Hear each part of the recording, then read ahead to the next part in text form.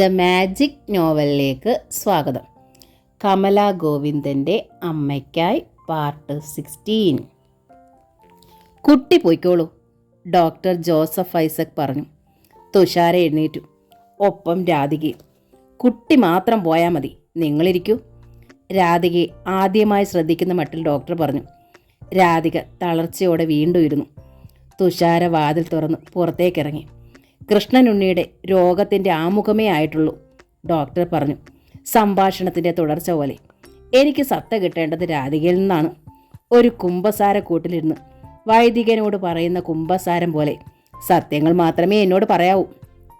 എങ്കിലേ എനിക്ക് നിങ്ങളെയും ഭർത്താവിനെയും സഹായിക്കാനാവൂ. രാധികയുടെ മിഴികളിലേക്ക് തറച്ചു നോക്കിക്കൊണ്ട് ഡോക്ടർ പറഞ്ഞു. ഞാൻ പറയാം ഡോക്ടർ. രാധിക ദീർഘമായൊന്ന് വിശ്വസിച്ചു. ഞാൻ എല്ലാം പറയാം. എന്തൊക്കെയാണ് ഭർത്താവിലെ രോഗമായി നിങ്ങൾക്ക് പറയാനുള്ളത്? അത് പറയൂ. മോള് പറഞ്ഞത് തന്നെയാണ് എനിക്കും പറയാനുള്ളത്. എന്നെ സംശയമാണ്, രാധിക പറഞ്ഞു. എന്നുവെച്ചാൽ? പ്രകടമായി ഞാൻ ശ്രദ്ധിക്കാൻ തുടങ്ങിയത് മോൾ ജനിച്ചതിന് ശേഷമാണ്. എന്തൊക്കെയാണ് നിങ്ങളുടെ ശ്രദ്ധയിൽപ്പെട്ടത്? അത് പറയൂ. ഓഫീസിൽ നിന്ന് ഞാൻ ഇത്തിരി വൈകിയാലുള്ള കർക്കശമായ ക്രോസിംഗ്. ഞാൻ പറയുന്നത് സത്യമാണോ എന്ന് പിന്നീട് സഹപ്രവർത്തകരെ കാണുമ്പോഴുള്ള വെരിഫിക്കേഷൻ. താമസിക്കുന്ന വീടിനടുത്തുള്ള അയൽക്കാരുമായിട്ട് പോലും ഉള്ള സൗഹൃദമില്ലായ്മ. ഒരാളും വീട്ടിൽ വരുന്നത് ഉണ്ണിയേട്ടന് ഇഷ്ടമല്ല, പ്രത്യേകിച്ചും ചെറുപ്പക്കാരായ പുരുഷന്മാർ. ഇനി ഒറ്റ ചോദ്യം, ഉത്തരം സത്യമായിരിക്കണം, സത്യം മാത്രം, ഡോക്ടർ ജോസഫ് ഐസക് ഊന്നി പറഞ്ഞു. രാധിക തലയാട്ടി. നിങ്ങൾ കിടക്കറയിൽ എങ്ങനെയാണ്? രാധിക വല്ലായ്മയോടെ മിഴിച്ചു നോക്കി. ശരിയായ സ്നേഹത്തോടെ സത്യമേ പറയാവൂ. ഇല്ല ഡോക്ടർ, നേരിയ സങ്കോചത്തോടെയാണെങ്കിലും രാധിക പറഞ്ഞു. എന്നുവെച്ചാൽ? കിടക്കറയിൽ എത്തും മുൻപ് കാണിക്കുന്ന സ്നേഹം ഒരിക്കലും ഉറങ്ങാൻ കിടന്നാൽ ഉണ്ടാവില്ല. ഞങ്ങളവിടെ രണ്ട് അപരിചിതരാണ് ഞങ്ങൾ. അദ്ദേഹം എന്നെ തൊടില്ല. എത്ര നാളായിട്ട്? മോൾ ജനിച്ചിട്ട് പിന്നെ 18 വർഷമായിട്ട്. കിടക്കറയിൽ എത്തും മുൻപ് കാണിക്കുന്ന സ്നേഹം ഒരിക്കലും ഉറങ്ങാൻ കിടന്നാൽ ഉണ്ടാകാറില്ല. അവിടെ രണ്ട് അപരിചിതരാണ് ഞങ്ങൾ. അദ്ദേഹം എന്നെ തൊടില്ല. എത്ര നാളായിട്ട്? മോൾ ജനിച്ചിട്ട് പിന്നെ 18 വർഷമായിട്ട്. വാട്ട്? ഡോക്ടർ അമ്പരന്നു. രാധികയെ മിഴിച്ചു നോക്കി. ഡോക്ടർ ജോസഫ് ഐസക്കിൻ്റെ അമ്പരന്ന മുഖഭാവം കണ്ടപ്പോൾ സങ്കോചം വിട്ട് നെഞ്ചു പിടയ്ക്കുന്ന നൊമ്പരത്തോടെ രാധിക മെല്ലെ പറഞ്ഞു. ഞാൻ പറഞ്ഞത് സത്യമാണ് ഡോക്ടർ. ഒരാണിൻ്റെ ഇഷ്ടത്തോടെ കരുത്തോടെ എന്നെ തൊട്ടിട്ട് 18 വർഷമായി. ഡോക്ടറുടെ മിഴികൾ രാധികയെ ഒന്ന് തൊട്ടൊഴിഞ്ഞു. വേദനയും നിരാശയും തടം കെട്ടിക്കിടക്കുന്ന മിഴികളിൽ ഇനിയും തീരാത്ത മോഹങ്ങളുണ്ട്. മുഖം, നനവാർന്ന അതരങ്ങൾ. പ്രായം 45-നടുത്തുണ്ടാവാം. പക്ഷേ ഈ ഉടലിൽ ഒട്ടുമുടയാത്ത യൗവനത്തിൻ്റെ പ്രസരിപ്പിപ്പോഴുമുണ്ട്. പക്ഷേ കൂടെ കഴിയുന്ന ഒരു പുരുഷന്റെ ശരീരം എന്നിട്ട് ഉണരുന്നില്ലെങ്കിൽ? ഡോക്ടറുടെ നെറ്റിയിൽ വല്ലാതെ ചുളിവുകൾ വീണു. എന്താ കൃഷ്ണനുണ്ണി അങ്ങനെ? നെറ്റിയിൽ വീണ വരകളിൽ വിരലോടിച്ചു ഡോക്ടർ ചോദിച്ചു. ഇത്ര വർഷമായിട്ടും ഒരു സ്ത്രീയുടെ ചൂടും ചൂരും ആവശ്യമില്ലാത്ത വിധം എന്തു പറ്റി അയാൾക്കിങ്ങനെ ഒരു ഇമ്പോർട്ടൻസ് വരാൻ? അതും ഒരു കുഞ്ഞ് ജനിച്ചതിന് ശേഷം. എനിക്കറിയില്ല ഡോക്ടർ, എന്താണ് അദ്ദേഹത്തിന് സംഭവിച്ചതെന്നും. രാധികയുടെ മുഖം വാടി, മിഴികൾ തുളുമ്പി. ഒരു ഡോക്ടറെ കാണാമായിരുന്നില്ലേ രണ്ടാൾക്കും കൂടി? ഒരിക്കൽ ഒരു രാത്രിയിൽ ഞാൻ അങ്ങനെ ഒന്ന് പറഞ്ഞു നോക്കിയതാണ്. എന്നിട്ട്? സ്വയം നിന്ദയും സങ്കടവും കൊണ്ട് രാധികയുടെ മിഴികൾ കൂടുതൽ തുളുമ്പി. ആണിൻ്റെ കൂട്ടില്ലാതെ എനിക്ക് ഉറങ്ങാൻ പറ്റില്ലത്രേ. അതുകൊണ്ട് കഴിവില്ലാത്ത ഉണ്ണിയേട്ടനെ ഉപേക്ഷിച്ച് കഴിവുള്ളവൻ്റെ കൂടെ പൊയ്ക്കോളാൻ. സാരിയുടെ തുമ്പൊന്ന് ഉയർത്തി മുഖവും കണ്ണുകളും തുടച്ചുകൊണ്ടവൾ ഒന്നും മറയ്ക്കാതെ തുറന്നു പറയുന്ന ഭാവത്തിൽ തുടർന്നു. 1 വയസ്സ് പോലും ആയിട്ടില്ല മോൾക്കന്ന്. എൻ്റെ കയ്യിൽ നിന്ന് മോളെ ബലമായി പിടിച്ചു വാങ്ങി. എന്നിട്ട് ആ രാത്രിയിൽ തന്നെ എന്നെ വലിച്ചഴിച്ച് പുറത്തേക്ക് തള്ളി. എന്നിട്ട് വാതിലടച്ചു. ദീർഘമായൊരു നെടുവീർപ്പോടെ അവൾ തുടർന്നു. പുലരും വരെ ഞാൻ വരാന്തയിലിരുന്നു. ഇനി ഒരിക്കലും അങ്ങനെ പറയില്ലെന്ന് ആണയിട്ട് കത്തുന്ന നിലവിളക്കിൽ തൊട്ട് സത്യം ചെയ്യിച്ചിട്ടാണ് എന്നെ വീണ്ടും വീട്ടിനുള്ളിൽ കയറ്റിയതും വിശന്നിട്ട് കാറിക്കരഞ്ഞ തളർന്ന കുഞ്ഞിനെ എൻ്റെ കയ്യിൽ തന്നതും. മോളോട് കൃഷ്ണനുണ്ണിക്ക് ഇഷ്ടമാണോ? ഡോക്ടർ ജോസഫ് ഐസക് ചോദിച്ചു. അതെ. ഒട്ടും ദേഷ്യമില്ലേ? ഐ മീൻ, കുട്ടി അയാളുടേതല്ല എന്നോ മറ്റോ? ഇല്ല, ഒരിക്കലും അങ്ങനെ പറഞ്ഞിട്ടില്ല. സംശയിച്ചിട്ട് പോലുമില്ല. എൻ്റെ പൊന്നുമോൾ അങ്ങനെ പറയൂ. മകൾ ജനിക്കുന്നതിന് മുമ്പ് കൃഷ്ണനുണ്ണി നിങ്ങളോട് നല്ല സ്നേഹത്തിലായിരുന്നു അല്ലേ? അതെ, സ്നേഹമായിരുന്നു എന്നോട്, ഒരുപാട് സ്നേഹമായിരുന്നു. രാധികയുടെ മിഴികൾ വീണ്ടും തുളുമ്പി. മകളുടെ ജനനത്തോടെയാണ് പ്രശ്നങ്ങളുടെ ആരംഭം അല്ലേ? അതെ. എന്താണ് അതിന് കാരണം? എനിക്കറിയില്ല. വിവാഹം കഴിഞ്ഞ് എത്ര നാൾ കഴിഞ്ഞാണ് മോൾ ജനിച്ചത്? ഡോക്ടർ ജോസഫ് ഐസക് ചോദ്യം മറ്റൊരു തലത്തിലേക്ക് തിരിച്ചു. 5 വർഷം. 5 വർഷം? അതെന്താ? എന്തെങ്കിലും പ്രോബ്ലം ഉണ്ടായിരുന്നോ നിങ്ങൾക്കോ കൃഷ്ണനുണ്ണിക്കോ? എന്തെങ്കിലും പരിശോധന നടത്തുകയോ ട്രീറ്റ്മെൻറ്റ് ചെയ്യുകയോ ഉണ്ടായില്ല. അതേക്കുറിച്ചൊന്നും സംസാരിക്കുന്നതേ ഉണ്ണിയേട്ടന് ഇഷ്ടമായിരുന്നില്ല, രാധിക പറഞ്ഞു. ഓക്കെ, ഡോക്ടർ ആലോചനയോടെ ചോദിച്ചു. അയാൾക്ക് ഇഷ്ടമായിരുന്നില്ല, നിങ്ങൾ ചോദിച്ചിട്ടുമില്ല, സമ്മതിച്ചു. ബട്ട് നിങ്ങളുടെ രണ്ടാളിൻ്റെ പേരൻസ് ഇക്കാര്യത്തിൽ നിങ്ങളെ ഒരിക്കലും നിർബന്ധിച്ചില്ലേ? പേരൻസ്? രാധിക ഒരു കവിൾ ഉമിനീരിറക്കി. ഞങ്ങളുടെ നിഴലിനോട് പോലും അന്ന് അവർക്ക് വെറുപ്പായിരുന്നു. വായി. ഞങ്ങളുടെ വിവാഹം ആരെയും വെറുപ്പിക്കുന്ന ഒന്നായിരുന്നു. രാധികയുടെ ശബ്ദം തീരെ താണു. അതായത് ഒരു ലവ് മാരേജ്, ഒളിച്ചോട്ടം? അതെ. അത് ഇത്ര വലിയ ഭീകരമായൊരു തെറ്റാണോ? നിഴലിനെ പോലും വെറുക്കാൻ മാത്രം? സാധാരണ നിലയിലല്ല. പക്ഷേ ഞാൻ ഉണ്ണിയേട്ടൻ്റെ ഒപ്പം ഒളിച്ചോടിയത് സ്വന്തം വീട്ടിൽ നിന്നല്ല, പിന്നെ ഭർത്താവിൻ്റെ വീട്ടിൽ നിന്ന്. അതും ഒരു കുഞ്ഞ് ജനിച്ചതിന് ശേഷം. വാട്ട്? അതെ, അല്പം മുമ്പ് ഇവിടെ ഇരുന്ന് രഘുനന്ദനൻ. അദ്ദേഹം എൻ്റെ വെറും ഒരു അയൽക്കാരനല്ല, അദ്ദേഹമാണ് എൻ്റെ ആദ്യ ഭർത്താവ്. രാധിക പിറുപിറുത്തു. ഡോക്ടർ ജോസഫ് ഐസക്കിൻ്റെ മിഴികൾ രാധികയിൽ തറഞ്ഞു. അപ്പോൾ വിവാഹശേഷമായിരുന്നു രാധിക കൃഷ്ണനുണ്ണിയുമായി പ്രണയത്തിലായത് അല്ലേ? അല്ല ഡോക്ടർ. പിന്നെ? പ്രണയം എന്ന വാക്കിൻ്റെ അർത്ഥം പോലും ശരിയായ ഗൗരവത്തിൽ അറിയുന്ന കൗമാരത്തിന് മുമ്പ്. ഡോക്ടർക്കത് മനസ്സിലായില്ല. രാധിക തൻ്റെ ഹൃദയത്തിനുള്ളിലേക്ക് ചൂഴ്ന്നു നോക്കി. 10-30 വർഷങ്ങൾക്ക് മുൻപാണ്. സ്കൂൾ വാർഷികം നടക്കുന്ന സമയം. സ്റ്റേജിൽ കയറി നിന്ന് പാടുന്ന വെളുത്തു മെലിഞ്ഞ സുമുഖനായ ഒരു 15-കാരൻ. എന്തൊരു പ്രൗഢിയുള്ള സ്വരം, എന്തൊരു ലയം, ആർദ്രത. രാധേ, യദുകുലരതി ദേവൻ എവിടെ? ആ ചോദ്യം തന്നോട് തന്നെയാണെന്ന് തോന്നി സ്റ്റേജിൻ്റെ ഒരു വശത്ത് ഒതുങ്ങി നിന്നിരുന്ന ആ 13-കാരിക്ക്. കാരണം തൊട്ടു മുൻപ് പാടിയത് അവളായിരുന്നു. പാട്ടോ? കണ്ണനെ കാണാതൊരു ജന്മമുണ്ടോ കണ്ണ. രാധികയ്ക്കും തോന്നി താൻ പാടി നിർത്തിയ പാട്ടിന് മറുപടിയാണ് അവൻ പാടുന്നതെന്ന്. അത്രയ്ക്ക് ആർദ്രമായിരുന്നു ആ ഗാനം. സ്റ്റേജിൽ പാട്ട് അവസാനിക്കുമ്പോൾ രാധികയുടെ മിഴികളിൽ നനവൂറി. അവൻ ഇറങ്ങി വരുമ്പോൾ അവൾ മുൻപിൽ നിന്നു. ചുണ്ടിന് മുകളിൽ കറുപ്പ് രേഖയുമായി അവനും നിന്നു. കൃഷ്ണനുണ്ണിയുമായി നേർക്ക് നേരെ രാധിക കണ്ട ആദ്യ കാഴ്ച. നന്നായിട്ടോ, പാട്ട് എനിക്ക് ഒത്തിരി ഇഷ്ടമായി, ഒത്തിരി ഒത്തിരി നന്നായി പാടിയിട്ടോ. ആദ്യത്തെ സംസാരം. കൃഷ്ണനുണ്ണി ഒന്നും പറഞ്ഞില്ല. മിഴികൾ ഉയർത്തി നോക്കി. സ്ഫടികത്തുള്ളികൾ പോലെ നീർമണികൾ ഉരുണ്ടുകൂടുന്നു. നെയ്വിളക്കിലെ ദീപനാളം പോലെ മുഖം പ്രകാശിക്കുന്നു. പിന്നെ നടയിറങ്ങി മറ്റു കുട്ടികൾക്കിടയിലേക്ക് ഒരു നടത്തം. ഒരാഴ്ച കഴിഞ്ഞു. സ്കൂളിൽ നിന്ന് വൈകുന്നേരം മടങ്ങുകയാണ് രാധിക. രാവിലെ പെയ്ത മഴയുടെ ബാക്കിയായി വഴിയോരത്തെ കെട്ടിക്കിടന്ന ചെളിവെള്ളത്തിൽ മുട്ടാതെ പച്ച യൂണിഫോം മെല്ലെ പൊക്കിപ്പിടിച്ച് സൂക്ഷ്മതയോടെ നടക്കുമ്പോഴാണ് പിന്നിൽ നിന്ന് വിളി. രാധേ. ധൃതിയിൽ വരുന്നു കൃഷ്ണനുണ്ണി. യൂണിഫോം തന്നെയാണ് വേഷം.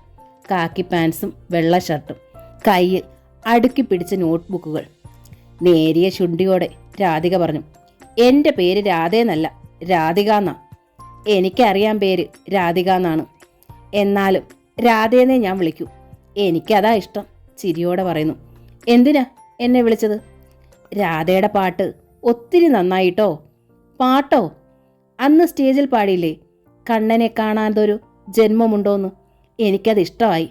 പക്ഷേ അന്നത് പറയാൻ പറ്റിയില്ല, അതാ ഇപ്പോൾ പറഞ്ഞത്. ചിരിക്കുമ്പോൾ വിടർന്ന പല്ലുകളും ചുണ്ടിനു മീതെയുള്ള കറുപ്പും ആകർഷകമായിരുന്നു. രാധേ ഞാൻ മുമ്പ് കണ്ടിട്ടുണ്ട്, കല്ലിങ്കലെ തമ്പിസാറിൻ്റെ മോളല്ലേ? രാധിക ചിരിച്ചു. കൃഷ്ണനുണ്ണിയുടെ കൃഷ്ണമണികൾ കൂടുതൽ തിങ്ങി. ഇടയ്ക്കൊക്കെ അങ്ങനെ വഴിയിൽ വെച്ച് വീണ്ടും കണ്ടു. വെറുതെ സംസാരിച്ചു, പിരിഞ്ഞു. മനസ്സിൽ തങ്ങാത്ത കൂടിക്കാഴ്ചകളും സംഭാഷണങ്ങളും. കൃഷ്ണനുണ്ണിയെ രാധിക ശരിക്കും ശ്രദ്ധിച്ചതെന്നാണ്. അക്കൊല്ലത്തെ 10ാം ക്ലാസ് പരീക്ഷയുടെ റിസൾട്ട് പത്രത്തിൽ വന്നപ്പോൾ ചുണ്ടിനു മുകളിൽ കറുപ്പ് തെളിഞ്ഞ് ചിരിക്കുന്ന ആ സുന്ദര രൂപം പത്രത്തിൽ. തട്ടേക്കാട് സ്കൂളിൽ ഒരു റാങ്ക് ഹോൾഡർ. അത് കണ്ടപ്പോൾ രാധിക വല്ലാതെ ആഹ്ലാദിച്ചു പോയി. രാധിക ആ പത്രം ഉയർത്തി ആ ഫോട്ടോ ചൂണ്ടി പറഞ്ഞു, ഈ ഫോട്ടോ കണ്ടോ വച്ചാ, റാങ്ക് കിട്ടിയെന്ന്. കൃഷ്ണനുണ്ണി എന്നാ പേര്. ഞങ്ങളുടെ സ്കൂളിലായിരുന്നച്ചാ. നന്നായി പാടും, ഞാൻ കേട്ടിട്ടുണ്ട്. പത്രത്തിൽ പടം വന്നെന്ന്. രാജ്മോഹൻ തമ്പി മുറ്റത്തേക്ക് കാർക്കിച്ച് നീട്ടി തുപ്പിയിട്ട് അവജ്ഞയോടെ പറഞ്ഞു. ഏത് തന്തയില്ലാത്തവൻ്റെതായാലെന്താ, പത്രക്കാർക്ക് 2 ദിവസത്തേക്ക് പൊക്കിപ്പിടിക്കാൻ ഒരു വാർത്തയായി. രാധിക സ്തബ്ധയായി നിന്നു. അമ്മയും അടുക്കളക്കാരിയും തമ്മിലുള്ള സംഭാഷണത്തിൽ നിന്നാണ് രാധിക കഥകൾ മനസ്സിലാക്കിയത്. തട്ടേക്കാട്ടെ പാടശേഖരത്തിൻ്റെ കെട്ടുവരമ്പത്ത് എവിടെ നിന്നോ ഒരിക്കൽ വന്നു കയറിയതാണത്രേ കൃഷ്ണനുണ്ണിയുടെ അമ്മ ജാനു. വരുമ്പോൾ ജാനുവിൻ്റെ വയർ വീർത്തിട്ടുണ്ടായിരുന്നത്രേ. പാടത്തിൻ്റെ ഉടമ നാരായണ കൈമൾ ഓല കുത്തി മേഞ്ഞ ഒരു കുടിൽ കെട്ടിക്കൊടുത്തു ജാനുവിന്. ജാനു ആ കുടിലിനുള്ളിൽ കിടന്ന് കൃഷ്ണനുണ്ണിയെ പ്രസവിച്ചു. പിന്നെ നാരായണ കൈമൾ ജാനുവിന് മിക്കപ്പോഴും അന്തിക്കൂട്ടായി. മകന് തിരിച്ചറിവായതോടെ ജാനു നാരായണ കൈമളെ എന്നല്ല ഒരാളെയും കൂട്ടിന് വിളിച്ചില്ല. പാടത്തും പറമ്പിലും എന്തു പണിയും ചെയ്തു മകനെ വളർത്താൻ. രാധികയ്ക്ക് ആ കഥ കേട്ടിട്ട് അറപ്പ് തോന്നിയില്ല. അവജ്ഞയോടെ നീട്ടി തുപ്പിയതുമില്ല. പിന്നെ കൃഷ്ണനുണ്ണിയെ കണ്ടപ്പോൾ റാങ്ക് വാങ്ങിയതിനും പത്രത്തിൽ ഫോട്ടോയും വാർത്തയും വന്നതിനും അഭിനന്ദിക്കുകയും ചെയ്തു. വെക്കേഷൻ കഴിഞ്ഞ് 9ാം ക്ലാസ്സിലേക്ക് കയറിയ ആദ്യ ദിവസം സ്കൂൾ വിട്ട് വരുമ്പോൾ കാത്തു നിൽക്കുന്നു കൃഷ്ണനുണ്ണി. എൻ്റെ കൂടെ ഒന്ന് വരുമോ? മടിച്ചായിരുന്നു ചോദ്യം. തെറ്റ് ചെയ്യുന്ന കുട്ടിയുടെ മുഖവും. എന്തിനാ?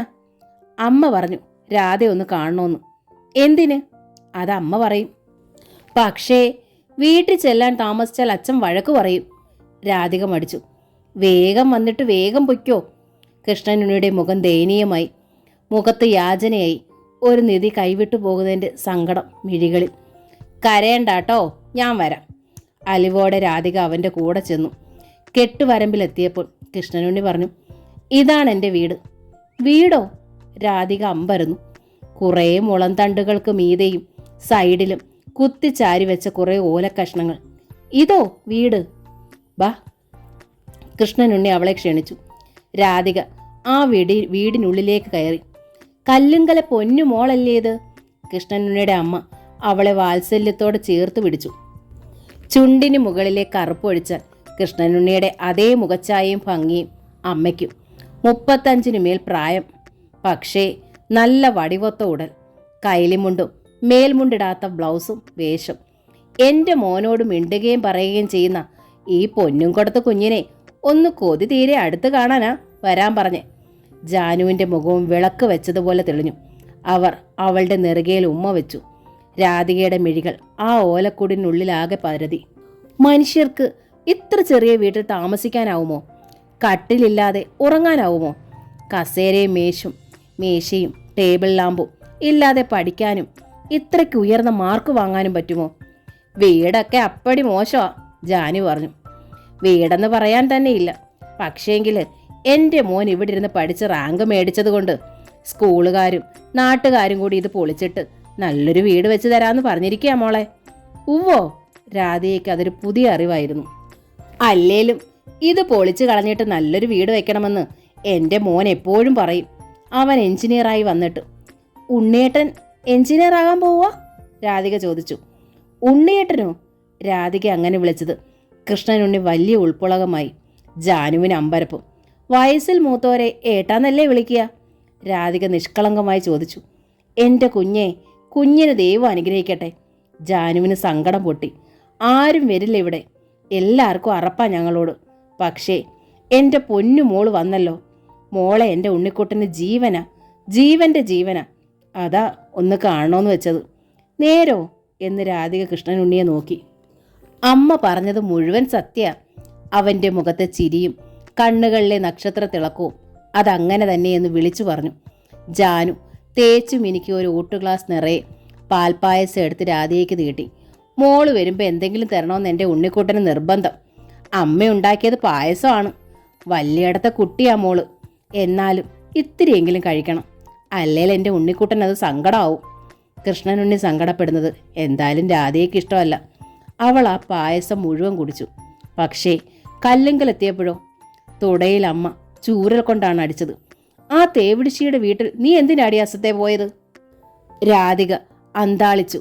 ഇത്ര പെട്ടെന്ന് ആരിവിടെ വാർത്ത എത്തിച്ചു? മേലാൽ ആ കെട്ടുവരമ്പത്ത് നിന്നെ കണ്ടുപോകരുത്. അവൾക്ക് കൂട്ടുകൂടാൻ ആ തേവിടിശ്ശിയ മകനെ കിട്ടിയുള്ളൂ. ഇല്ലമ്മേ, ഞാനിനി പോകില്ല, ഒരിക്കലും പോകില്ല. രാധിക ഉറക്കെ പറഞ്ഞു കരഞ്ഞു. ആ അമ്മയും മകനും ഇത്രയേറെ വെറുക്കപ്പെട്ടവരാണോ? രാധികയ്ക്ക് അന്ന് അതിൻ്റെ പൊരുൾ പിടികിട്ടിയില്ല. പിടികിട്ടിയപ്പോഴോ ആ തേവിടിശ്ശിയുടെ മകൻ അവളുടെ ഹൃദയത്തിൻ്റെ 4 അറകൾക്കുള്ളിലും കടന്നു കയറി രക്തധമനികളുമായി അലിഞ്ഞു ചേർന്ന് കഴിഞ്ഞിരുന്നു. എടുത്തു കളയാനോ മുറിച്ചു മാറ്റാനോ ആർക്കും പറ്റാത്ത വിധം. 10ാം ക്ലാസ്സും പ്രീ ഡിഗ്രിയും കഴിഞ്ഞ് രാധിക ഡിഗ്രിക്ക് ചേർന്ന് കഴിഞ്ഞിരുന്നു. കൃഷ്ണനുണ്ണിയോ ഡിസ്റ്റിങ്ഷനോടെ പ്രീ ഡിഗ്രി പാസ്സായി, റാങ്കോടെ ഡിഗ്രിയും. ഡിഗ്രിയുടെ റിസൾട്ട് അറിഞ്ഞ ദിവസം അവൻ്റെ ഫോട്ടോ വീണ്ടും പത്രത്തിൽ വന്നു. രാധിക ആ ഫോട്ടോ തൻ്റെ നെഞ്ചോട് ചേർത്ത് പിടിച്ചു. പിന്നെ സകല വിലക്കും മറന്ന് കെട്ടുവരമ്പത്തേക്ക് അവൾ കുതിച്ചു. ജാനു പണിസ്ഥലത്തേക്ക് പോയി കഴിഞ്ഞിരുന്നു. ഓലക്കുടിലിനുള്ളിൽ പെട്ടെന്ന് രാധികയെ കണ്ടപ്പോൾ കൃഷ്ണനുണ്ണി കണ്ണു മിഴിച്ചു. രാധേ, ആരെങ്കിലും കണ്ടാൽ? കൃഷ്ണനുണ്ണി ഭയന്നു. ആര് കണ്ടാലും വേണ്ടിയില്ല, ഇന്ന് എനിക്ക് ഈ മുഖം കാണാതിരിക്കാൻ പറ്റില്ല ഉണ്ണിയേട്ടാ. സ്നേഹം രാധികയുടെ മിഴികളിൽ കടലായി ഇരമ്പി. ആ കടൽ അത്രയും തൻ്റെ നെഞ്ചിലേക്ക് ആവാഹിക്കാനെന്നോണം കൃഷ്ണനുണ്ണിയുടെ കൈകൾ വിടർന്നു. അവൻ അവളെ വാരിയെടുത്തു. ഒരു ചുംബനത്തിനായി മുഖം പോലും താഴ്ത്തിയില്ല. അതിനു മുൻപ് വീണു അടി, കൃഷ്ണനുണ്ണിയുടെ തലയ്ക്ക് തന്നെ. അയ്യോ! നിലവിളിയോടെ രാധിക കണ്ടു കൃഷ്ണനുണ്ണിയുടെ തലയിൽ നിന്ന് മുഖത്തേക്ക് ഒഴുകി പരക്കുന്ന ചോര. കത്തിക്കടാ ഇവൻ്റെ കൊട്ടാരം! രാധികയെ പിടിച്ച് പിന്നോക്കം മാറ്റി സുധീന്ദ്രൻ തമ്പി അലറി. അവൻ്റെ കൂടെ വന്നവർ തീപ്പെട്ടി ഉരച്ച് ഓലത്തുമ്പിലേക്ക് നീട്ടി. ആളുന്ന കുടിലിനുള്ളിൽ ചോരയേറ്റു വീഴുന്ന തലയുമായി കൃഷ്ണനുണ്ണി നിന്നു തനിയെ. ഉണ്ണിയേട്ടാ! രാധ ശക്തിയായി കുതറി. സുധീന്ദ്രൻ തമ്പിയുടെ പിടിവിടിവിച്ച് അകത്തേക്ക് കുതിച്ചു. പിന്നെ കൃഷ്ണനുണ്ണിയെ കെട്ടിപ്പുണർന്നു നിന്നു, ഒരുമിച്ച് മരിക്കാനെന്നോണം. ആ തീക്കുള്ളിൽ നിന്ന് 2 ആളെയും സുധീന്ദ്രൻ തമ്പി ബലമായി പിടിച്ചു വലിച്ച് പുറത്തേക്കിട്ടു. രാധികയുടെ ഭൂതകാലം കേൾക്കുകയായിരുന്ന ഡോക്ടർ ജോസഫ് ഐസക് നേരിയ ചിരിയോടെ പറഞ്ഞു. എന്നിട്ട് കൃഷ്ണനുണ്ണിയെ കൂട്ടുകാരുടെ മുൻപിലേക്ക് എറിഞ്ഞുകൊടുത്തു. രാധികയെ വലിച്ചഴിച്ച് വീട്ടിലെത്തിച്ചു. എന്നിട്ട് മുറിക്കുള്ളിലിട്ട് പൂട്ടി. മറ്റൊരു വിവാഹവും നിശ്ചയിച്ചു. കഥ സ്വാഭാവികം അല്ലേ? കഥ പൂർത്തിയാക്കും പോലെ ഡോക്ടർ ചോദിച്ചു. ഇല്ല ഡോക്ടർ, ഈ കഥ സ്വാഭാവികമല്ല. പിന്നെ? ഏട്ടൻ കത്തിച്ച ഓലക്കുടിലിന് പകരം എൻ്റെ അച്ഛൻ അവർക്കൊരു നല്ല വീട് കെട്ടിക്കൊടുത്തു. മാത്രമല്ല, ഞാനും ഉണ്ണിയേട്ടനും തമ്മിലുള്ള വിവാഹവും നിശ്ചയിച്ചു. എന്താ രാധിക, എനിക്കൊന്നും മനസ്സിലാവുന്നില്ല. ഡോക്ടർ ജോസഫ് ഐസക് അമ്പരന്നു. എനിക്കും ഒന്നും മനസ്സിലായില്ല ഡോക്ടർ, രാധിക പറഞ്ഞു. അതായിരുന്നു സത്യം. ഞാനും ഉണ്ണിയേട്ടനും തമ്മിലുള്ളത് വർഷങ്ങളുടെ പഴക്കമുള്ള ആത്മബന്ധമാണെന്നും വഴക്ക് പറഞ്ഞാലോ തല്ലിയാലോ ഞാൻ പിന്മാറില്ലെന്നും ക്രമേണ അച്ഛന് ബോധ്യമായി. രാധിക ഡോക്ടർ ജോസഫ് ഐസക്കിന് നേർക്ക് മെല്ലെ മിഴികൾ ഉയർത്തി. അതുകൊണ്ട് ഞങ്ങളെ 2 ആളെയും അച്ഛനും ചേട്ടനും കൂടി ആലോചിച്ച് ചതിക്കുകയായിരുന്നു. അതെങ്ങനെ? ഡോക്ടർ ചോദിച്ചു. ഉണ്ണിയേട്ടൻ്റെ അമ്മയെ വിളിച്ചു വരുത്തി. തൊഴുകയുമായി ആ സ്ത്രീ അച്ഛന് മുൻപിൽ നിന്നു. തന്തയില്ലാതെ ജനിച്ചതാണെങ്കിലും നിന്റെ മകൻ മിടുക്കനാ. അവനെ കിട്ടിയില്ലെങ്കിൽ എൻ്റെ മോള് ചത്തുകളയുമെന്നാ പറയുന്നത്. ഞാനിപ്പോൾ എന്താ ചെയ്യുക? അവളെ നിന്റെ മോന് കൊടുക്കാമെന്ന് വിചാരിച്ചാലും എങ്ങനാ? അവന് ജോലിയൊന്നുമില്ലല്ലോ. എൻ്റെ മോൻ എഞ്ചിനീയർ ആകാൻ പഠിക്കാൻ പോകുക അങ്ങുന്നേ. അവൻ വലിയ നിലയിലാകും, ഉണ്ണിയേട്ടൻ്റെ അമ്മ പറഞ്ഞു. എന്നിട്ട് കല്യാണം നടത്തിയാൽ മതി. എഞ്ചിനീയറിങ്ങിന് പോയി പഠിത്തം കഴിഞ്ഞ് ജോലിയും പദവിയും ഒക്കെ ആകുമ്പോൾ കാലം കുറേ ആകും, അച്ഛൻ പറഞ്ഞു. ഗൾഫിൽ എൻ്റെ ഒരു ഫ്രണ്ടുണ്ട്. ഒരു നല്ല ജോലി അവന് ശരിയാക്കി കൊടുക്കാം. അതിനു വേണ്ടുന്ന എല്ലാ ചെലവും ഞാൻ തന്നെ ചെയ്തേക്കാം, പോരെ? ഉണ്ണിയോട് ചോദിക്കാനൊന്നുമില്ല. കൃഷ്ണനുണ്ണിയോട് റെഡിയാകാൻ പറ. ജോലി കിട്ടി ആദ്യത്തെ അവധിക്ക് വരുമ്പം കല്യാണം അങ്ങനെ അങ്ങ് ഉറപ്പിക്കാം, ഏട്ടനും പറഞ്ഞു. ഉണ്ണിയേട്ടൻ്റെ അമ്മയ്ക്ക് ഇതിൽ പരം ഒരു സന്തോഷമെന്ത്? സന്തോഷം കൊണ്ട് ഞാനും മതിമറന്നു. രാധയുടെ അച്ഛൻ ഇത്ര പെട്ടെന്ന് നമ്മുടെ വിവാഹം ഇങ്ങനെ തീരുമാനിക്കുമെന്ന് ഞാൻ ഒരിക്കലും പ്രതീക്ഷിച്ചതല്ല. സന്ധ്യയ്ക്ക് കൃഷ്ണനെ തൊഴാനിറങ്ങിയപ്പോൾ അവിടെ നിൽക്കുന്നു ഉണ്ണിയേട്ടൻ. ഞാനും പ്രതീക്ഷിച്ചതല്ല, ഞാൻ പറഞ്ഞു. രാധയുടെ അച്ഛന് രാധ ഇത്രയ്ക്ക് ജീവനാണോ? എന്നെപ്പോലെ ഒരുത്തൻ്റെ ഒപ്പം വിവാഹത്തിന് സമ്മതിക്കത്തക്ക വിധം. എൻ്റെ അച്ഛൻ എന്നെ ജീവനാണ്, ഞാൻ പറഞ്ഞു. ഒറ്റ സങ്കടം എനിക്കുള്ളൂ, ഉണ്ണിയേട്ടൻ പറഞ്ഞു. എന്താ? എഞ്ചിനീയർ ആവുക. ആ സ്വപ്നം ഉപേക്ഷിക്കേണ്ടി വരും. തീർത്തും നിരാശയുണ്ടായിരുന്നു ആ സ്വരത്തിൽ. ഒടുവിൽ പറഞ്ഞു, എൻ്റെ രാധയ്ക്ക് വേണ്ടിയല്ലേ. നിന്നെ കിട്ടുമെങ്കിൽ ഈ പ്രപഞ്ചം തന്നെ വേണ്ടെന്ന് വെക്കും ഈ കൃഷ്ണനുണ്ണി. ആ വിരലുകൾ നീണ്ടു എൻ്റെ തോളിലൊന്ന് തൊട്ടു, ആരും കാണാതെ. ആ ഒരു സ്പർശനം, ആ ഒരു വാക്ക്, ജീവൻ പിഴുതു തരുന്ന സ്നേഹം, അതൊക്കെ മതിയായിരുന്നു എനിക്ക് ജീവിതാന്ത്യം വരെ കാത്തിരിക്കാൻ. 2 മാസം. അതിനുള്ളിൽ ഉണ്ണിയേട്ടൻ പറന്നു ഗൾഫിലേക്ക്. എല്ലാം അച്ഛൻ തന്നെ ഏർപ്പാടാക്കി കൊടുത്തിരുന്നു. കൃഷ്ണനുണ്ണിയും രാധികയും തമ്മിലുള്ള വിവാഹത്തിന് ഇത്രയൊക്കെ ഒരുക്കം പൂർത്തിയാക്കിയിട്ട് പിന്നെങ്ങനെയാണ് രഘുനന്ദനുമായുള്ള വിവാഹം നടന്നത്? ഡോക്ടർ ജോസഫ് ഐസക് ഇടയിൽ കടന്നു ചോദിച്ചു. ചതിയുടെ 2ാം ഘട്ടം തുടങ്ങിയത് അവിടെ നിന്നാണ് ഡോക്ടർ. രാധികയുടെ സ്വരം ഇത്തവണ രോഷവും വേദനയും നിറഞ്ഞതായിരുന്നു. ഇന്നത്തെ പോലെ എല്ലാ വീട്ടിലും ഫോണും എല്ലാവരുടെയും കയ്യിലും മൊബൈലും ഒന്നുമില്ലാതിരുന്ന കാലം. ഗൾഫിലേക്ക് പോയ ഉണ്ണിയേട്ടൻ്റെ ഒരു കത്ത് 1 മാസത്തിന് ശേഷം വന്നു. അവിടെ സുഖമായി എത്തി. ഒരു മലയാളിയുടെ കമ്പനിയിലാണ് ജോലി, അസിസ്റ്റന്റ് മാനേജറായിട്ട്. നല്ല ശമ്പളമുണ്ട്. ഈശ്വര, എൻ്റെ ഉണ്ണിയേട്ടൻ രക്ഷപ്പെട്ടല്ലോ. എൻജിനീയറിങ്ങിന് പോയില്ലെങ്കിലും ആ ഗൾഫിൽ നിന്ന് വരുന്നത് വലിയ പണക്കാരനായിട്ട് തന്നെയാവും. ഞാനും ഉണ്ണിയേട്ടൻ്റെ അമ്മയെ ആഹ്ലാദിച്ചു. പക്ഷേ ഉണ്ണിയേട്ടൻ പോയതിൻ്റെ 3 മാസം വന്നത് കത്തല്ല, ഒരു ടെലിഗ്രാം. ഗൾഫിൽ വെച്ച് ഒരു ആക്സിഡൻറ്റിൽ എൻ്റെ ഉണ്ണിയേട്ടൻ മരിച്ചു എന്ന്. എൻ്റെ കൃഷ്ണ, ഞാൻ ബോധം കെട്ട് വീണു. എൻ്റെ കുഞ്ഞിൻ്റെ ജഡമെങ്കിലും എനിക്കൊന്ന് കാണണേ പൊന്നങ്ങുന്നേ. ഉണ്ണിയേട്ടൻ്റെ അമ്മ കലിങ്കലെ മുറ്റത്ത് വന്നു നിന്ന് തല തല്ലി കരഞ്ഞു. കൊള്ളാം, അവിടെ വരെ അവനെ എത്തിച്ചതിന് തന്നെ എനിക്ക് ചെലവായത് എത്ര 1000 രൂപയാണെന്നറിയാമോ? അച്ഛൻ പെട്ടെന്ന് ശബ്ദമുയർത്തി. അതൊക്കെ പാഴായതിൻ്റെ വിഷമത്തിലാണ് ഞാൻ. അതിൻ്റെ ഇടയിൽ ഒരു ശവമടുപ്പ് കൂടി. അതിനൂടെ മുടക്കാൻ എൻ്റെ കയ്യിൽ കാശില്ല. അച്ഛൻ്റെ ആ ഉറച്ച സ്വരം എന്നെ വല്ലാതെ തളർത്തി. ഉണ്ണിയേട്ടൻ്റെ അമ്മയ്ക്ക് അതൊരു ഷോക്കായി. അവർ പിന്നെ ശബ്ദിച്ചില്ല, നിന്നതുമില്ല, മടങ്ങി. പിറ്റേന്ന് രാവിലെ ആൾക്കാർ കണ്ടതൊരു ഭീകര ദൃശ്യമാണ്. കെട്ടുവരമ്പിൽ അച്ഛൻ പണിതു കൊടുത്ത വീട് കത്തി എരിഞ്ഞു കിടക്കുന്നു. അതിനുള്ളിൽ ഒരു കരിക്കട്ടയായി ഉണ്ണിയേട്ടൻ്റെ അമ്മയും. ആ ചെക്കന് വേണ്ടിയിട്ടാ അവൾ ജീവിച്ചത്. ചെക്കനില്ലാണ്ടായതിൻ്റെ സങ്കടം കൊണ്ട് പെരയ്ക്ക് തീയിട്ട് അതിൽ ചാടി ചത്തു കളഞ്ഞതാ. തട്ടേക്കാട്ടുകാർ പരസ്പരം പറഞ്ഞു. ശരിയാണെന്ന് എനിക്കും തോന്നി. ഉണ്ണിയേട്ടൻ അമ്മയെന്ന് വെച്ചാൽ ജീവനായിരുന്നു, മകനെന്ന് വെച്ചാൽ ആ അമ്മയ്ക്കും. മകനെ കാണാൻ സ്വയം ജീവനൊടുക്കിയിട്ട് ആ അമ്മയെ മുകളിലേക്ക് പോയിരിക്കുന്നു. പക്ഷേ ഉണ്ണിയേട്ടൻ്റെ അടുത്തേക്ക് ഒളിച്ചോടാൻ, ആത്മഹത്യ ചെയ്യാനുള്ള ധൈര്യം പോലും എനിക്കില്ലാതെ പോയി. ഞാൻ ജീവിച്ചു, ശരീരത്തിൽ ജീവനില്ലാതെ, കണ്ണുകളിൽ കണ്ണീരില്ലാതെ. അതിനിടയിലായിരുന്നു ആ വിവാഹാലോചന രഘുനന്ദനൻ്റെ. പക്ഷേ ഉണ്ണിയേട്ടൻ്റെ അടുത്തേക്കൊന്ന് ഓടിച്ചെല്ലാൻ, ആത്മഹത്യ ചെയ്യാനുള്ള ധൈര്യം എനിക്കില്ലാതെ പോയി. ഞാൻ ജീവിച്ചു, ശരീരത്തിൽ ജീവനില്ലാതെ, കണ്ണുകളിൽ കണ്ണീരില്ലാതെ. അതിനിടയിലായിരുന്നു ആ വിവാഹാലോചന രഘുനന്ദനൻ്റെ. ഒരു വിവാഹമോ? എനിക്കോ? ഞാൻ എതിർത്തു. പക്ഷേ അച്ഛൻ സമ്മതിച്ചില്ല, ഏട്ടനും. നിന്റെ ഇഷ്ടം സാധിക്കാൻ ഞങ്ങൾക്ക് ചെയ്യാവുന്നതൊക്കെ ചെയ്തു. പക്ഷേ അവൻ ചത്തുപോയില്ലേ? ദൈവത്തിന് പോലും ആ ബന്ധം ഇഷ്ടമായില്ലടി. അതിൻ്റെ തെളിവാണ് അവനെ അങ്ങ് വിളിച്ചത്. അച്ഛനും ഏട്ടനും ഒരുപോലെ പറഞ്ഞു. ഇല്ലച്ച, ഉണ്ണിയേട്ടനെ മറക്കാൻ എനിക്കാവില്ല. മറ്റൊരാളെ ഭർത്താവായി സങ്കല്പിക്കാൻ ഈ ജന്മത്തിൽ എനിക്കാവില്ല. ഞാൻ ഈ വീടിൻ്റെ ഏതെങ്കിലും ഒരു കോണിൽ കഴിഞ്ഞോളാമേ. ഞാൻ കേണു. അച്ഛന് കലി കയറി. ആ ജാനു ചത്തില്ലേ വീടിന് തീ വെച്ച്? അതുപോലെ ഞാനും ഈ വീടിന് തീ വെക്കും, നിന്നെ പുറത്താക്കിയിട്ട്. ഞാനും നിന്റെ അമ്മയും ഏട്ടനും അതിൽ ചാടി ചാകും. കാണണോ നിനക്ക്? വേണ്ട. ഞാൻ കാരണം കല്ലുങ്കൽ തറവാട് കത്തുക. ഉണ്ണിയേട്ടൻ്റെ അമ്മയെപ്പോലെ എൻ്റെ അച്ഛനും അമ്മയും ഏട്ടനും 3 കരിക്കട്ടകളാകുക.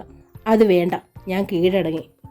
കല്ലുങ്കലെ മുറ്റത്തുയർന്ന വലിയ പന്തലിനുള്ളിൽ വെച്ച് അത്യാർഭാടമായി എൻ്റെ കഴുത്തിൽ രഘുനന്ദനൻ താലി കെട്ടി. കിഴക്കേപ്പാട്ടെ വീട്, രാജലക്ഷ്മി അമ്മയെ പോലൊരമ്മ, രഘുനന്ദനെ പോലൊരു ഭർത്താവ്. ഏത് പെണ്ണും കൊതിച്ചു പോകും ഇതൊക്കെ. അത്ര സുന്ദരമായിരുന്നു ആ വീട്. അത്ര സ്നേഹമുള്ളവരായിരുന്നു ആ അമ്മയും മകനും. സ്നേഹം കൊണ്ട് മൂടുന്ന തരക്കാരായിരുന്നു രഘുനന്ദൻ്റെ പെങ്ങൾ മീനാക്ഷിയും. ഏതൊരു പെണ്ണും ദൈവത്തിന് നന്ദി പറഞ്ഞു പോകും. പക്ഷേ എനിക്ക് മാത്രം അതിന് കഴിഞ്ഞില്ല. എൻ്റെ ലോകത്ത് എപ്പോഴും കത്തിയെരിഞ്ഞ ആ കെട്ടുവരമ്പിലെ വീടായിരുന്നു. അതിനുള്ളിൽ കഴിഞ്ഞിരുന്ന 2 ആത്മാക്കളായിരുന്നു. കിഴക്കേ പാട്ടുനിന്നിറങ്ങി എങ്ങോട്ടെങ്കിലും ഓടിപ്പോകാൻ ഞാൻ കൊതിച്ചു. പക്ഷേ എങ്ങോട്ട് പോകാൻ? സ്വന്തം വീട്ടിലേക്ക് ചെന്നാൽ വീട് കത്തിക്കാനിരിക്കുകയാണ് എപ്പോഴും അച്ഛൻ. ഞാൻ കിഴക്കേപ്പാട്ട് തന്നെ ചടഞ്ഞുകൂടി. ഒന്നിലും ശ്രദ്ധിക്കാത്ത എൻ്റെ സ്വഭാവം, സ്നേഹമില്ലായ്മ, സദാ ഒഴുക്കുന്ന കണ്ണീർ. നിനക്കിത് എന്തു പറ്റി മോളെ? രാജലക്ഷ്മി അമ്മ സങ്കടത്തോടെ ചോദിച്ചു. എന്നെ നിനക്കിഷ്ടമല്ലായിരുന്നോ രാധികെ? രഘുനന്ദനൻ ചോദിച്ചു. പൊട്ടിക്കരയാനേ എനിക്ക് കഴിഞ്ഞുള്ളൂ. ആ കരച്ചിനുള്ളിൽ നിന്ന് രഘുനന്ദനനും രാജലക്ഷ്മിയും എല്ലാ കഥകളും ചികഞ്ഞെടുത്തു. കല്ലുങ്കൽക്കാരറിഞ്ഞുകൊണ്ട് ഞങ്ങളെ ചതിക്കുമായിരുന്നല്ലോ. രാജലക്ഷ്മി അമ്മയ്ക്ക് രോഷം പെരുകി. സങ്കടം കൊണ്ട് തളർന്നു പോയിരുന്നു രഘുനന്ദനൻ. ഇരുവർക്കും അത് കടുത്ത ഷോക്കായിരുന്നു.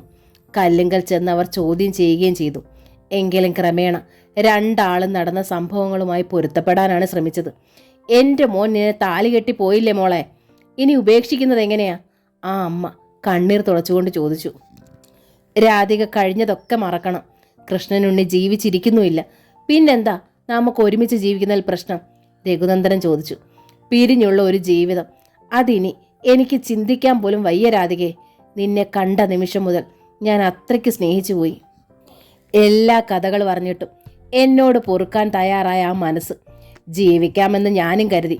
പക്ഷേ എത്ര ശ്രമിച്ചിട്ടും എൻ്റെ മനസ്സിൽ നിന്ന് ഉണ്ണിയേട്ടൻ ഇറങ്ങിപ്പോയില്ല.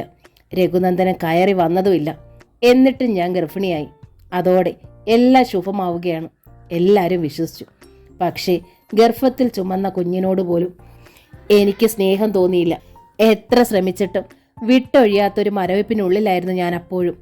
ഒടുവിൽ ഞാൻ പ്രസവിച്ചു എൻ്റെ സൂര്യനെ. കടിഞ്ഞൽ കുഞ്ഞാണാകുമ്പോൾ ഏതൊരു സ്ത്രീ അഭിമാനിക്കും, ആഹ്ലാദിക്കും. പക്ഷേ എനിക്ക് ആ കുഞ്ഞിനെ കൈകൊണ്ട് തൊടാൻ പോലും കഴിഞ്ഞില്ല. രഘുനന്ദനനും അമ്മയും കേണു പറഞ്ഞിട്ടും ആ കുഞ്ഞിൻ്റെ വായിലിറ്റിച്ചു കൊടുക്കാൻ എൻ്റെ മാറിൽ പാൽ ചുരുന്നതുമില്ല. ഹോസ്പിറ്റലിൽ വെച്ചായിരുന്നു പ്രസവം. 5-ാം നാൾ ഹോസ്പിറ്റലിൽ നിന്ന് ഡിസ്ചാർജായി ഒരു ടാക്സിയിൽ ഞങ്ങൾ കിഴക്കേപ്പാട്ട് വീട്ടുമുറ്റത്തെത്തി. കാറിനുള്ളിൽ നിന്ന് കുഞ്ഞിനെ എടുത്തുകൊണ്ട് രാജലക്ഷ്മി അമ്മ ഇറങ്ങി. പിന്നാലെ രഘുനന്ദനൻ. ഏറ്റവും ഒടുവിലായിരുന്നു ഞാൻ മുറ്റത്തേക്ക് കാൽ ചവിട്ടിയത്. തീത്തുണ്ടിൽ ചവിട്ടിയതുപോലെ ഞാൻ ഒന്ന് പൊള്ളിപ്പിടഞ്ഞുപോയി. മുറ്റത്തൊരാൾ നിൽക്കുന്നു, ഭ്രാന്തനെ പോലെ പ്രാകൃതനായി, അതിലേറെ പരവശനായി. ഉണ്ണിയേട്ടൻ. ഗൾഫിൽ വെച്ച് 1.5 വർഷം മുമ്പ് മരിച്ച് അവിടെ തന്നെ കത്തിച്ചു കളഞ്ഞ ആൾ ജീവനോടെ എനിക്ക് മുൻപിൽ നിൽക്കുന്നു. രാധേ! സ്നേഹവും യാചനയും പ്രാണവേദനയും കണ്ണീരും ഒരുമിച്ചടങ്ങിയ വിളി. ആ ഒറ്റ വിളി മതിയായിരുന്നു എനിക്ക്. ഞാൻ എനിക്കരികിൽ നിന്നിരുന്ന ഭർത്താവിനെ മറന്നു. 4 വർഷം മുമ്പ് പ്രസവിച്ച എൻ്റെ കുഞ്ഞിനെ മറന്നു. എൻ്റെ ഉണ്ണിയേട്ടാ! സർവ്വതും മറന്ന് ഞാൻ ആ പ്രാകൃത രൂപത്തിൻ്റെ നെഞ്ചിൽ അള്ളിപ്പിടിച്ചു. എവിടെയായിരുന്നു ഇത്രയും നാള്? മരിച്ചെന്ന് പറഞ്ഞ് എന്നെ എന്തിനാ ഇങ്ങനെ പറ്റിച്ചത്? ഞാൻ ആ മാറിൽ തലയിട്ടടിച്ചു. രാധികെ! രോഷത്തോടെ രഘുനന്ദൻ എന്നെ പിടിച്ചു വലിച്ചു. ഇറങ്ങടാ എൻ്റെ വീട്ടിൽ നിന്ന്. രാജലക്ഷ്മി അമ്മ കത്തിക്കാളി. ഉണ്ണിയേട്ടൻ എന്നെ വിട്ടില്ല. നെഞ്ചോട് ചേർത്ത് അടുക്കി പിടിച്ചു. ഞാൻ പോകില്ല, എനിക്ക് എൻ്റെ രാധയെ വേണം. ഞാൻ വന്നത് ഇവളെ കൊണ്ടുപോകാനാ, ഉണ്ണിയേട്ടൻ പറഞ്ഞു. എന്നാൽ അതൊന്ന് കണ്ടിട്ടേ ഉള്ളൂ. രഘുനന്ദനൻ്റെ ഉണ്ണിയേട്ടൻ്റെ നെഞ്ചിൽ ആഞ്ഞു ചവിട്ടി. ഉണ്ണിയേട്ടൻ മുറ്റത്തേക്ക് മലർന്നടിച്ചു വീണു. വാടി ഇവിടെ. രഘുനന്ദൻ എന്നെ ബലമായി പിടിച്ചു വലിച്ച് വീടിനുള്ളിലാക്കി. മുറ്റത്തേക്ക് വീണുപോയ ഉണ്ണിയേട്ടൻ പെടഞ്ഞെഴുന്നേറ്റു. പാഞ്ഞകത്തേക്ക് വന്നു. രാധേ! ഞാൻ നിന്നെ പറ്റിച്ചതല്ല. തന്തയില്ലാത്ത തേവിടിശിയുടെ വയറ്റിൽ ജനിച്ചു പോയ ഞാൻ നിന്നെ സ്നേഹിച്ചതിൻ്റെ ശിക്ഷ. നിന്റെ അച്ഛനും ഏട്ടനും കൂടി നമ്മളെ 2 ആളെയും ചതിച്ചതാണ്. ഉണ്ണിയേട്ടൻ വിളിച്ചു കൂവി. അവരെന്നെ വിട്ടത് ഗൾഫിലേക്കല്ല, കൊല്ലാനാണ്. എൻ്റെ തൃക്കേ കൃഷ്ണ! ഞാൻ സ്തംഭിച്ചു നിന്നു. എൻ്റെ അച്ഛനും ഏട്ടനും കൂടി ഉണ്ണിയേട്ടനെ കൊല്ലാൻ വിട്ടതെന്നോ? എന്നിട്ട് എന്തെല്ലാം നാടകം കെട്ടിയാടി. മരിച്ചെന്ന് പറഞ്ഞ് ടെലിഗ്രാം. അത് കണ്ടും മനം തോന്നി സ്വന്തം വീടിന് തീ വെച്ച് മരിച്ച അമ്മ. ഞാൻ രക്ഷപ്പെട്ടു വരുവാരാതെ.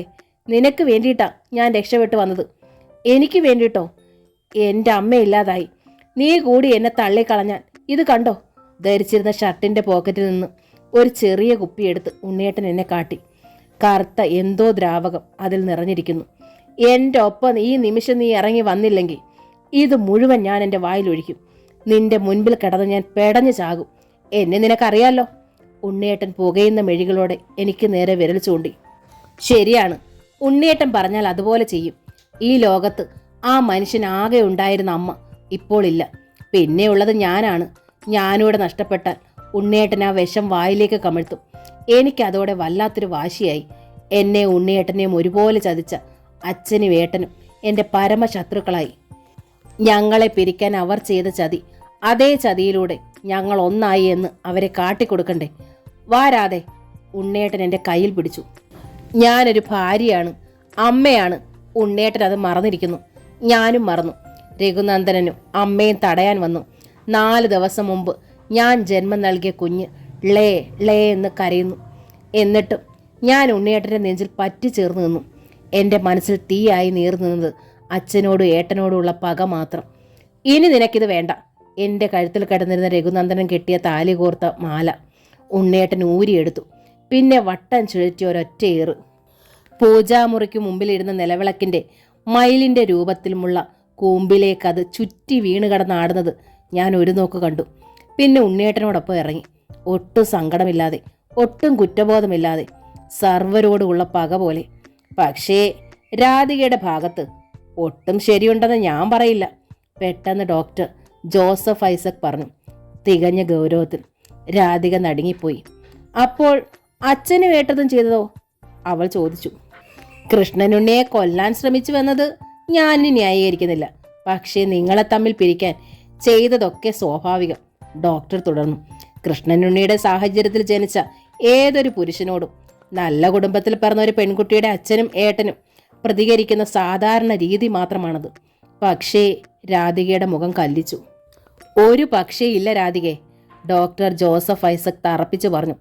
രാധികയുടെ മകൾ തുഷാര അല്പം മുമ്പ് പറഞ്ഞില്ലേ തെറ്റുകാരി അമ്മയാണെന്ന്, അച്ഛൻ്റെ രോഗത്തിന് കാരണക്കാരി അമ്മയാണെന്ന്. ഉവ്, ആ കുട്ടി പറഞ്ഞ 100% ശരിയാണ്. അഷ്ടമംഗല്യ തട്ടിൽ നിന്നെടുത്ത് മന്ത്രോച്ചാരണം നടത്തി ഒരു പുരുഷൻ കെട്ടിയ താലിയാണ് കൃഷ്ണനുണ്ണി അന്ന് പറിച്ചെടിഞ്ഞു കളഞ്ഞത്. ആ താലിയിൽ നിന്നാണ് കൃഷ്ണനുണ്ണിയുടെ രോഗത്തിൻ്റെ തുടക്കം. ഡോക്ടർ, രാധിക അന്താളിപ്പോടെ കണ്ണുമിഴിച്ചു. നിങ്ങളുടെ കഴുത്തിൽ ഇപ്പോഴും താലിയില്ല, ഐ ആം കറക്റ്റ്? രാധിക പൊടുന്നതിന് നെഞ്ചിൽ കൈവച്ചു. സാരിക്കിടയിൽ ബ്ലൗസിനുള്ളിലേക്ക് എന്നും ഒളിപ്പിച്ച് വെക്കാറുള്ള മാലയുടെ അറ്റം കയ്യിലെടുത്തു. താലിയുടെ ആകൃതി മാത്രമുള്ളൊരു ലോക്കറ്റാണ് അതിൻ്റെ അറ്റത്ത്. രാധികയുടെ മുഖം വല്ലാതെ വിളറി വീർത്തു. ആർക്കും അറിയാത്ത രഹസ്യം ഡോക്ടർ എങ്ങനെ കണ്ടുപിടിച്ചു? രാധികയുടെ മുഖത്ത് വ്യക്തമായ ആ ചോദ്യം കണ്ടില്ലെന്ന് നടിച്ചുകൊണ്ട് ഡോക്ടർ ജോസഫ് ഐസക് എഴുന്നേറ്റു. ഒതുങ്ങാതെ കിടക്കുന്ന ചുരുളൻ മുടിയിലേക്ക് ഒന്ന് സ്വയം തിരുപ്പിടിപ്പിച്ച് അദ്ദേഹം പറഞ്ഞു, ഇനി എനിക്ക് സംസാരിക്കേണ്ടത് കൃഷ്ണനുണ്ണിയോടാണ്. അയാളെ എപ്പോൾ കൊണ്ടുവരാൻ പറ്റും? രാധിക കണ്ണുമെഴിച്ചു. ഉത്തരമില്ലാതെ ഡോക്ടർ പുറത്തേക്കുള്ള ഡോർ തുറന്നു. രഘുനന്ദനനും രാജ്മോഹൻ തമ്പിയും സുധീന്ദ്രൻ തമ്പിയും തുഷാര എഴുന്നേറ്റു. രാധികയോട് ചോദിച്ച ചോദ്യം ഡോക്ടർ അവരോട് ചോദിച്ചു. അയാളെ കട്ടിലിൽ ചേർത്ത് കെട്ടിയിരിക്കുകയാണെന്ന് പറഞ്ഞല്ലോ ഡോക്ടർ, രഘുനന്ദനൻ പറഞ്ഞു. കെട്ടിയിട്ട് വേണമെങ്കിൽ കൊണ്ടുവരാം, പക്ഷേ എന്നാണ്? എത്രയും വേഗം, കഴിയുമെങ്കിൽ ഇന്ന് തന്നെ. ഡോക്ടർ ജോസഫ് ഐസക്കിന്റെ സ്വരം ഗൗരവമാർന്നു. കൃഷ്ണനുണ്ണിയുടെ രോഗത്തിനുള്ള കാരണങ്ങൾ ശരിക്കും എനിക്ക് പിടികിട്ടി. പക്ഷേ രോഗം അയാളെ എത്രമാത്രം കീഴ്പ്പെടുത്തിയിട്ടുണ്ടെന്ന് അറിയണമെങ്കിൽ അയാളെ നേരിൽ കാണണം. മാത്രമല്ല, അയാൾക്ക് ട്രീറ്റ്മെൻറ്റ് ആരംഭിക്കാൻ ഇനി ഒരു നിമിഷം പോലും വൈകിക്കൂടാ. എല്ലാ മുഖങ്ങളിലും ഭീതി പരന്നു. രാധികയെ കെട്ടിയിട്ടടിക്കുകയും കൈ പൊള്ളിക്കുകയും ചെയ്ത സ്ഥിതിക്ക് ഇനി എന്താണ് അയാൾ ചെയ്യുകയെന്ന് അയാൾക്ക് പോലും അറിയില്ല. മാത്രമല്ല, അയാൾ തേടുമ്പോൾ രാധികയെ മുൻപിൽ കിട്ടിയില്ലെങ്കിൽ പിന്നെ ശ്രമം സ്വയം ജീവനില്ലാതാക്കാനായിരിക്കും. അയ്യോ എൻ്റെ ഈശ്വര, രാധിക ശബ്ദമടക്കി നിലവിളിച്ചു. പിന്നെ ഒട്ടും മടിച്ചില്ല. ഡോക്ടറോട് യാത്ര പറഞ്ഞ് എല്ലാവരും കാറിൽ കയറി. വണ്ടി പാലായിലേക്ക് നീങ്ങി. കടപ്പാട്ടൂരെത്തി. വീട്ടുമുറ്റത്ത് വണ്ടി ബ്രേക്കിട്ട് നിർത്തി. കൃഷ്ണനുണ്ണിക്ക് കാവൽ നിർത്തിയിരുന്ന രാഘവനും കണ്ണപ്പനും എങ്ങുമില്ല. വാതിൽ തുറന്നു കിടക്കുന്നു. ഭയത്തോടെ രാധിക പാഞ്ഞകത്തേക്ക് കയറി. ഭീതിയോടെ ഒപ്പം തുഷാരയും. അകത്ത് കട്ടിലിൽ കൃഷ്ണനുണ്ണിയില്ല. അയാളെ കെട്ടിയ കയർ അഴിഞ്ഞ് തറയിൽ കിടക്കുന്നുണ്ട്. കയറിൻ്റെ അപ്പുറത്ത് തറയിൽ ഒഴുകി പരന്നതുപോലെ കുറേ ചോരയും. എൻ്റെ ഉണ്ണിയേട്ടാ, രാധിക തളർന്ന് താഴേക്ക് വീണു. അമ്മയ്ക്കായി എന്ന നോവലിൻ്റെ ഈ ഭാഗം ഇവിടെ പൂർണ്ണമാവുകയാണ്. ഈ നോവൽ നിങ്ങൾക്ക് ഇഷ്ടമായെങ്കിൽ പ്ലീസ് ഒന്ന് ലൈക്ക് ചെയ്ത് ഷെയർ ചെയ്ത് സബ്സ്ക്രൈബ് ചെയ്യണേ. Thank you.